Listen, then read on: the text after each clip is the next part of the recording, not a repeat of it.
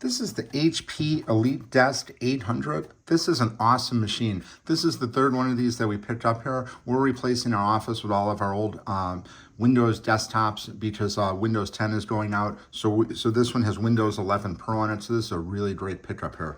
We always like the Desk 800. It just does a really phenomenal job between speed and everything. It just does a great work. This one here is the i5 processor.